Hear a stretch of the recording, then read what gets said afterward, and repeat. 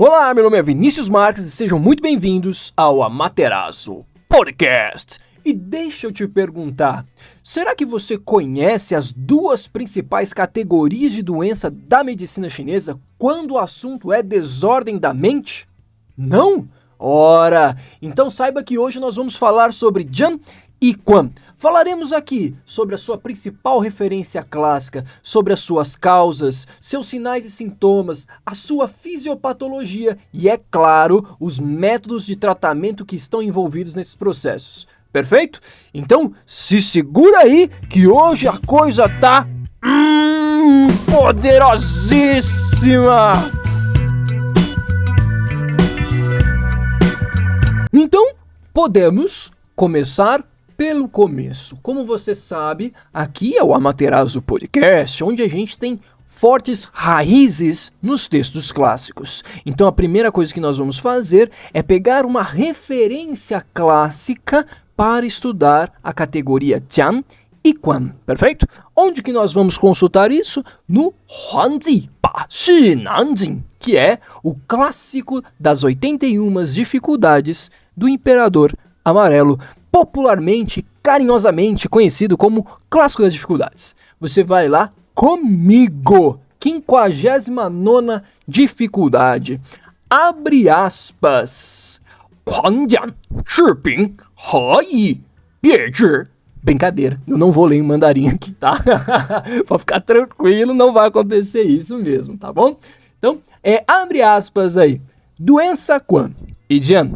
Como distinguir? Bom, o Clássico das Dificuldades, ele é escrito de modo de um bate-bola, né? É pergunta e resposta, bem aos moldes do próprio Imperador Amarelo. Então a pergunta aqui é a respeito de Jian e Quan. E qual é a resposta que nos é dada para como devemos distinguir essas doenças? Bom, nós vamos separar isso daqui em duas partes, tá bom? Uma para Quan e outra para Jian. Vamos lá, abre aspas. É assim. Nas fases iniciais do desenvolvimento da doença Quan, há pouco descanso e não há fome.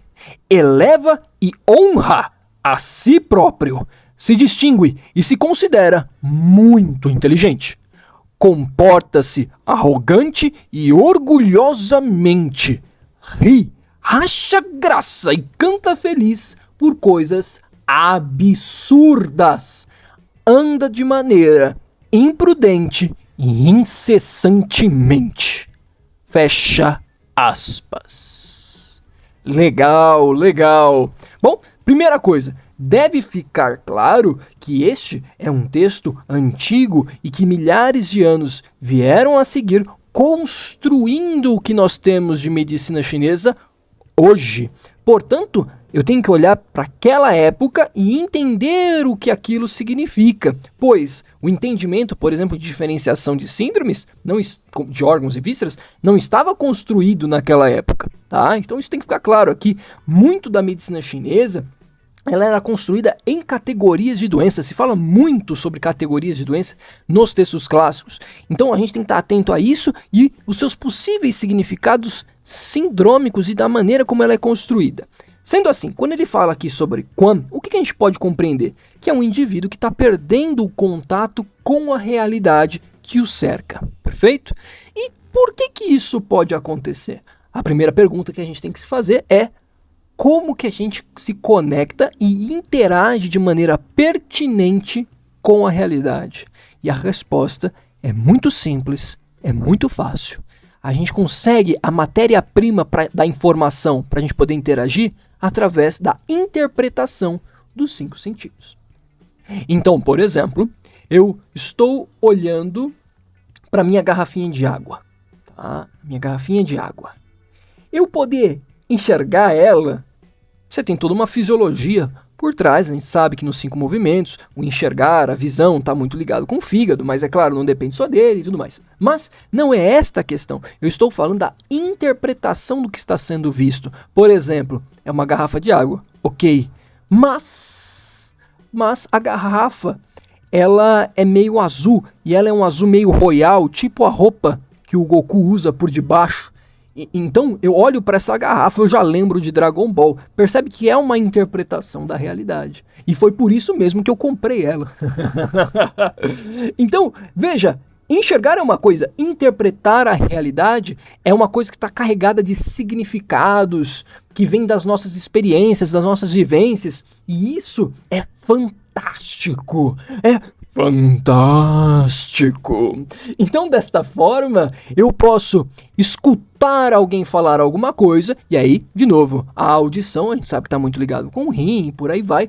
Porém, interpretar o que está sendo dito é outra história. E que história é essa? Quem que interpreta, afinal de contas, os 5 sentidos? Ora, é o espírito, é a mente, aquele que reside dentro do coração e é ancorado pelo sangue.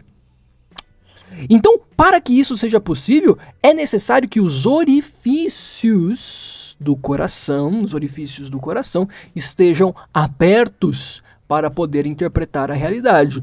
Qualquer coisa que obstrua esses orifícios significa imediatamente uma perda de contato com a realidade. Exemplo, uma pessoa tem uma obstrução, uma estagnação severa do sangue, do coração, o que vai impactar diretamente nos orifícios da mente, e a pessoa pode perder a consciência por causa disso.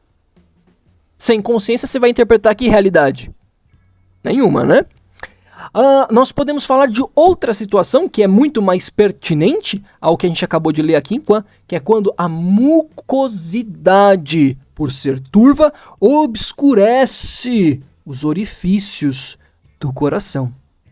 Então a interpretação fica meio turva, meio enevoada, e isso permite com que eu perca aí o meu contato com a realidade, que a minha interpretação da realidade fique um pouco destoada. Vou dar um exemplo.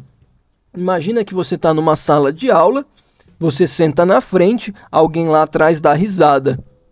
O que isso significa? Nada. Só que alguém lá atrás deu risada. Para alguém que tem mucosidade obscurecendo os orifícios da mente, dependendo com que isso interage, né, as outras síndromes que estão no corpo, enfim, o que pode acontecer com a interpretação dessa pessoa? Alguém riu lá atrás, tá rindo de mim. Veja, é a interpretação que foi mudada. O fato é o mesmo, a interpretação foi completamente diferente. Então, a gente consegue observar nesse quadro que há uma dificuldade em se conectar com a realidade e interagir com ela de maneira pertinente. Porém, também existe aqui a presença de calor. Por isso que o comportamento desse indivíduo, ele é mais tem pouco descanso, ou seja, o paciente está mais agitado. O paciente, ele ri e acha graça e canta feliz. Veja, é um comportamento muito mais expansivo, comporta-se de maneira arrogante, orgulhosamente, ele anda de maneira imprudente incessantemente. Percebe que é tudo um comportamento mais expansivo, de uma natureza mais Então a gente consegue enxergar aqui enquanto a combinação de calor e de mucosidade se misturando no mesmo padrão, afetando quem? Os orifícios do coração. Perfeito? Show de bola. Só que agora a gente não vai parar aqui no texto clássico. A gente vai prosseguir pegando mais informações que foram construídas ao longo do tempo, perfeito? Então solta aquela musiquinha pra gente continuar. Bom, então vamos seguindo pra gente poder discutir aqui qual é a causa da doença Quam. Afinal de contas, nós lemos aqui juntos a 59ª dificuldade do clássico das dificuldades e não encontramos um dado, uma informação que nos mostrasse a causa do problema, o gatilho do problema, apenas uma descrição dos seus sinais e sintomas iniciais. Então, como que a gente pode identificar isso? Ora, através de outros autores, de outras referências, e o que a gente acaba encontrando é que a causa de Quan é a supressão das emoções. Vou repetir, supressão das emoções. É quando você, ao invés de expandir, ao invés de você falar o que está acontecendo, falar sobre seus sentimentos, sobre suas emoções, para com as pessoas envolvidas com essas emoções, você prefere guardar para si. Guardar para si, não faça isso. Vamos dar alguns exemplos aqui. Talvez você seja muito apaixonado. Talvez você ame alguém, nossa, perdidamente, tipo novela mexicana, sabe? E aí você vai se aproximando, você conversa com a pessoa, mas você não consegue falar sobre os seus sentimentos, então você meio que guarda pra si, vira amigo e tal. Só que aí, de repente, a pessoa vira pra você e fala assim, olha, tô a fim de sair com o seu melhor amigo, não sei o quê. Nossa, aí vira o Coringa, não é mesmo? É aí que nasce o Coringa. Então, vamos a outro exemplo. Talvez você trabalhe numa empresa onde você é destratado, onde as pessoas fazem menos de você, onde toda hora você é ofendido, toda hora é dito que, olha, vou te mandar embora, vou te mandar embora, vou te mandar embora, se você não fizer isso, se não fizer aquilo, e você tem responsabilidades para cumprir em casa, pagar contas e tal, e você não pode contar para as pessoas em casa que esse problema está acontecendo, você não pode expor para o teu chefe o que você está sentindo, então você guarda para si, e aí é problema, é congestão emocional, é supressão das emoções. Talvez você seja uma jovem pessoa, uma pessoa muito jovem que ainda está na escola e apanhe diariamente na escola, seja humilhado dentro da sua escola, as pessoas fazem pouco de você, xingam você, né, batem em você e você não pode contar para ninguém o que está acontecendo, afinal de contas você levaria preocupação para outras pessoas, né? É geralmente assim que acaba passando na cabeça dessas pessoas. Então, o que a gente tem aqui? De novo, supressão das emoções. Guardar as emoções dentro de si, principalmente essas emoções mais complicadas, de modo crônico ou de modo intenso, pode conduzir o indivíduo à doença de Quan. Tome muito cuidado com isso. Tome muito cuidado com isso. Bom, falando sobre a causa, agora podemos partir para a discussão da fisiopatologia que sucede a partir do momento do que o gatilho foi apertado. Vamos lá? Agora pensando aqui, como que a doença Quan vai se desenvolvendo ao longo do tempo até ela chegar dentro da sua construção final, né? Então, vamos lá. Primeira coisa, a gente já viu que a causa é uma congestão emocional, é você guardar as suas emoções. Isso pode resultar numa sensação de frustração, né? Eu queria que o mundo fosse de um jeito, mas ele é de outro, né? Nos exemplos que eu acabei utilizando, eu queria muito me declarar para aquela pessoa, mas eu não consegui fazer isso. Frustração. Eu queria muito dizer para o meu chefe o que ele é, e aí eu não fiz isso. Frustração. Eu queria muito ter me defendido na escola e tal, mas não fiz. Frustração. E assim vai. Então, a frustração, ela provoca a estagnação do Qi do fígado. E aí, existe um problema em relação a isso, que é o desenvolvimento que virá a seguir, né? O canal do fígado, ele contorna a região do estômago e vai impactar no fluxo naquela área. Além disso, a estagnação do Qi do fígado é um padrão de acúmulo, portanto, excessivo no fígado. A madeira em excesso começa a controlar demasiadamente a terra e, com isso, pode acabar golpeando o estômago. Uma vez que o fígado esteja comprometido e o estômago também, nós temos um grande problema aí.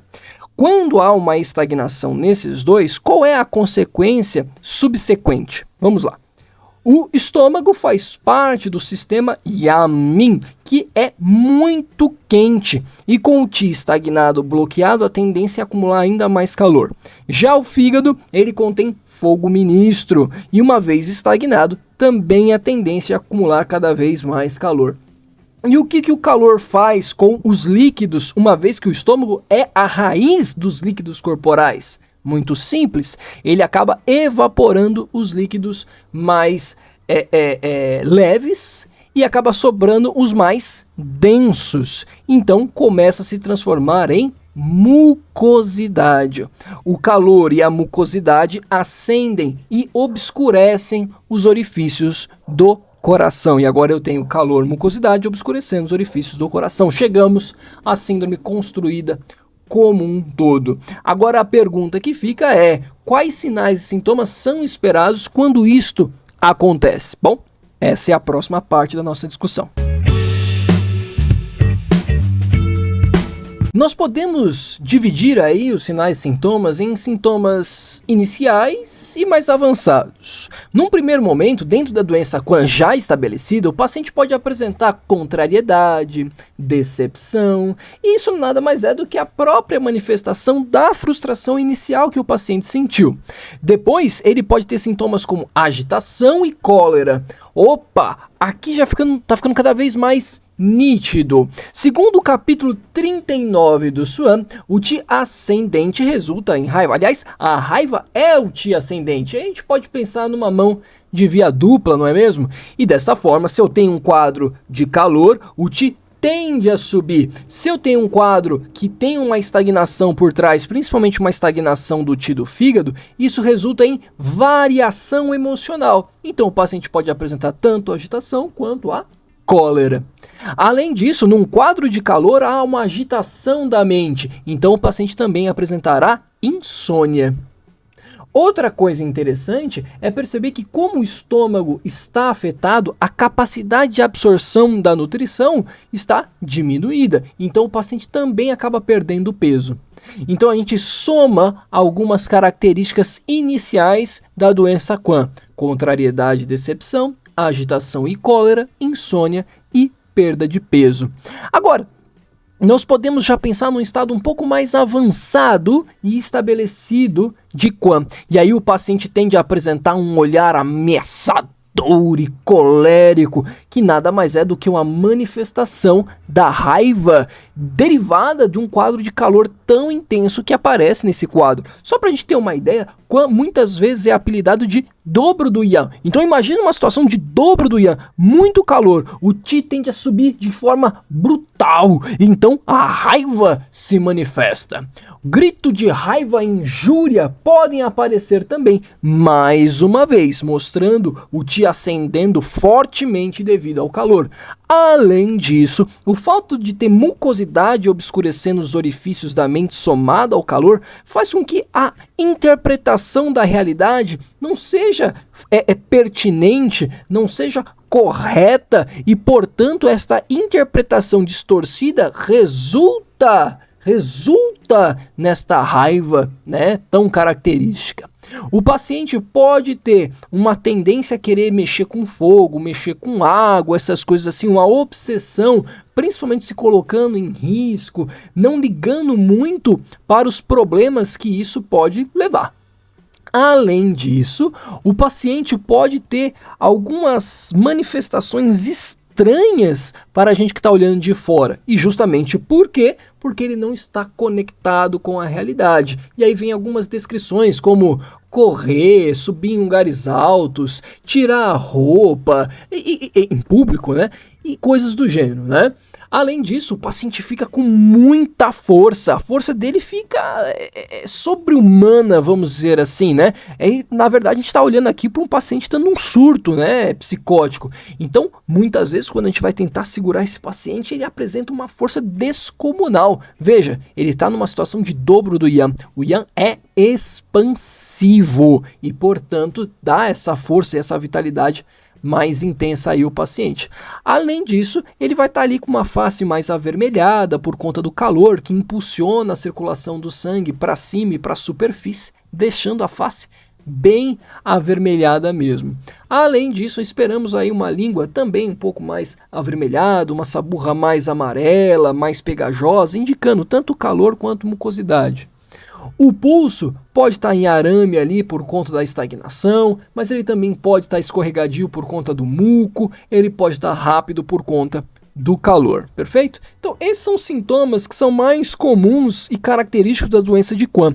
Mas, se a gente pudesse resumir isso daqui, eu estou diante de um paciente que perdeu o contato com a realidade e está tendo um comportamento mais agitado, tá? Mais expansivo e muitas vezes violento. Então esse paciente ele pode xingar, ele pode ofender quem está perto, ele pode agredir quem está perto durante esses ataques, perfeito?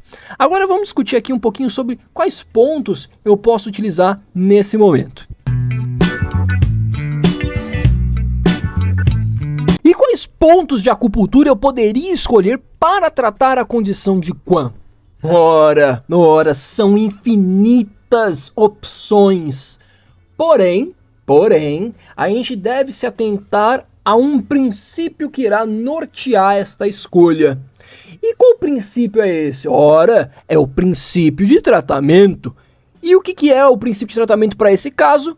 Limpar o calor, transformar a mucosidade, desobstruir os orifícios do coração. Esse é o princípio de tratamento, é a parte principal do nosso tratamento. Portanto, as escolhas devem se atentar a este foco. O ponto em si, desde que faça isso, fica a sua escolha, a seu critério. Perfeito? Eu vou dar algumas sugestões aqui. Então vamos lá. Que tal o pericárdio 7? O pericárdio 7, ele é um ponto terra em um canal fogo. Portanto, é um ponto de dispersão para situações de excesso, que é o caso. Além disso, é dito nos clássicos que o canal do pericárdio pode tratar as condições do coração. Maravilha! E se não bastasse, sabemos que a relação alto e baixo, relação de canal unitário do pericárdio é Joen da mão, pericárdio, Joen do pé, fígado. Então, o pericárdio 7 também vai cooperar com o tratamento raiz da estagnação do Qi do fígado. E se não bastasse, sabemos que o Joen da mão, que é o pericárdio, é capaz de tratar o Yamin do pé, o estômago, que também está envolvido neste processo. Percebe quantas justificativas? E se não bastasse isso, o pericárdio 7 tem indicação para o tratamento das doenças Quam. E ele já apareceu como uma das opções lá dos 13 fantasmas. Ele já foi um dos 13 fantasmas. Ora, percebe então como há muitas justificativas para a escolha do pericárdio 7. Agora, com quem que eu vou associar esse ponto? Que tal o IG11? O IG11 é um excelente ponto para limpar calor. Afinal de contas, ele reside no Yamin, canal mais quente do nosso corpo e, portanto, excelente para limpar calor. Veja, a doença Quam é apelidada de dobro do Yang, então limpar calor faz todo sentido. Além disso, a relação alto e baixo, Yamin da mão, Yamin do pé, estômago.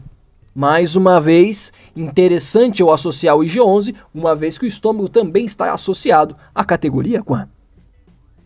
E se não bastasse, é sabido que o Yamin da mão trata o Joen do pé, ou seja, o fígado, que é a raiz desse problema. Nossa! O IG11 é muito interessante para esse quadro, não é mesmo? Para além disso, eu poderia associar essa combinação, um F3 transfixado para o R1. E por que eu faria isso? Ora, a raiz do problema é uma estagnação do Qi do fígado. F3 é o ponto fonte do fígado, capaz de harmonizar qualquer distúrbio do fígado, desde os distúrbios de deficiência até os distúrbios de excesso, como é o caso aqui que nós temos um excesso. Além disso, quando nós trazemos o livre fluxo para o fígado, a consequência é que nós harmonizamos as emoções. Sendo assim, para o tratamento das desordens da mente é excelente. E se não bastasse, quando nós transfixamos para o R1, que é um ponto poço, nós damos potência, nós enfatizamos o tratamento da mente, uma vez que os pontos poço têm esta capacidade. Então, ao transfixar o de F3 para R1, eu vou assentar a mente, eu vou assentar o espírito e descender o calor que agride o alto. Maravilha, maravilha, maravilha, maravilha! Veja que tudo que nós discutimos até então está voltado para o tratamento de condições de calor, condições de excesso, com muita ênfase nisso. Porém, a gente também tem que dar bastante ênfase na transformação do muco. Então a gente pode combinar pericárdio 5 e E40. O pericárdio 5, ele é indicado justamente para transformar a mucosidade que obscurece os orifícios do coração, que é justamente a situação que nós temos aqui. Não é à toa que o pericárdio 5 também já foi indicado como um dos pontos 13 fantasmas. E o E40? O E40 é ponto Luo. Muito dos pontos Luo tem um efeito no tratamento dos distúrbios da mente, principalmente os Luos dos canais Yin, mas o E40 consegue também. A sua ação de transformar muco tem uma ação primordial para esse quadro. Além do mais, o E40, por estar no canal Yamin, além de transformar o muco, ele limpa calor. Situação que nós temos nesse presente momento. E se a gente observar os canais divergentes da Terra, né, que eles se somam, eles vão ter uma conexão com o coração, onde a situação está periclitante, não é mesmo? E a gente pode fazer algumas adições. Para quê? Para dar uma ênfase na desobstrução dos orifícios do coração, para que o paciente possa ter o seu despertar e uma conexão maior com a realidade. Por exemplo, VG26. O VG26 faz isso, ele desperta a consciência, ele está situado no vaso governador, o que regula o yang do corpo. Além disso, o VG26, de novo, por estar associado ao vaso governador e o vaso governador cruzar o cérebro, cruzar o coração, irá tratar os distúrbios da mente. Para além disso, o VG26 também é um dos pontos associados aos 13 fantasmas e tem diversas indicações para os distúrbios da mente ao longo da história, né? Baço 1. Não posso usar aqui? Posso. Pulmão 11? Posso. VG16? Posso. Então você vai vendo que as opções são infinitas. Tudo que eu preciso é escolher um ponto que seja interessante para desobstruir os orifícios do coração e despertar a consciência. E esses pontos fazem isso. Então, se você pegar o baço 1, ponto poço, também está lá entre os 13 fantasmas, junto com o pulmão 11, ponto poço, 13 fantasmas. Então a gente já tem uma justificativa sólida para a utilização desses pontos. Se eu pensar aqui também na relação que um canal de um órgão trata os distúrbios da sua víscera correspondente, então o baço trata os distúrbios do estômago. De novo, é mais uma justificativa. O canal do baço cruza com o coração, então mais uma justificativa. Então são pontos são bem redondinhos para esse tipo de problema. O VG16, no local onde ele está situado, ali na parte posterior do crânio, tem uma grande ênfase nas doenças da mente, consegue tratar condições de vento e tudo mais, parte de calor, porque está associado ao vaso governador, né? Ele regula o calor do corpo. Então, tem muitas indicações, ele já foi apresentado como um dos 13 fantasmas. Então, de novo, você tem muitas opções interessantes para serem utilizadas para esse tipo de quadro. Aqui eu falei só algumas opções. Falei muito de 13 fantasmas. Se você está com curiosidade, se você quer saber mais sobre os 13 fantasmas, mais detalhes, justificativas, adições que Sun Simiao fez ao longo do tempo, diferenças que a gente encontra nas fontes, seja ali na época do próprio Sun Simiao, ou então na dinastia Song que vem a seguir, ou até lá no Janzhou Dachan da dinastia Ming, eu gravei um vídeo a respeito disso, eu vou deixar aqui no final para você poder dar uma conferida, se for do seu interesse. Perfeito? Vamos prosseguir aqui? Bom, confesso a vocês que eu não esperava que o vídeo ia ficar tão comprido assim. Então o que eu vou fazer? Eu vou separar em duas partes. Hoje, vocês estão assistindo aqui, categoria na quinta-feira, dia 9, aí eu solto aqui no canal o vídeo associado à categoria Jam. Assim você vão ter as duas aqui e assistem com mais tranquilidade, né? Sem ficar muita coisa no mesmo vídeo, perfeito? Bom, eu espero que vocês tenham gostado, se divertido, aprendido aqui comigo. Se gostou, se inscreve aqui no canal para não perder mais vídeos.